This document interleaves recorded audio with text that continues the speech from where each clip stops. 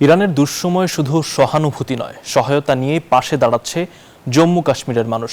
নিজ নিজ সামর্থ্য অনুযায়ী স্বর্ণালংকার, সঞ্চিত অর্থ, এমনকি গবাদি পশু দান করছেন তারা।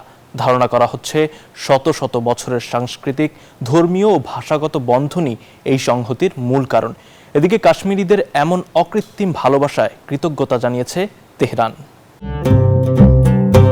চতুর্দশ শতাব্দীতে পারস্যের সুফি সাধক শাহ-ই হামদানের হাত ধরে কাশ্মীরে ইসলাম ও পারস্য সংস্কৃতির বিকাশ ঘটে। সেই ঐতিহাসিক বন্ধন আজও হৃদয়ে ধারণ করে রেখেছে কাশ্মীরের মানুষ,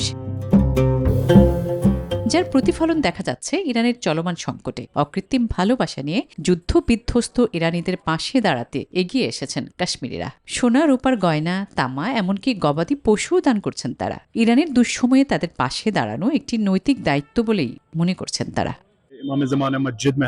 ইরান আমাদের ভাইয়ের মতো, তাদের দুঃসময়ে পাশে থাকা আমাদের দায়িত্ব। আমরা যা পারি তাই দিচ্ছি, এটা আমাদের বিশ্বাস ও সম্পর্কের অংশ।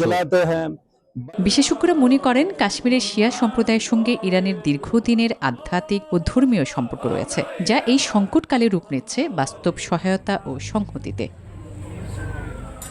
এদিকে কাশ্মীরি জনগণের এমন মানবিক উদ্যোগে অভিভূত ইরান কাশ্মীরিদের প্রতি জানিয়েছে আন্তরিক ধন্যবাদ ও কৃতজ্ঞতা। কাশ্মীরের মানুষের এমন ভালোবাসা ইরান মনে রাখবে বলেও জানায় তেহরান। আসমাতুলি, নিউজ 24।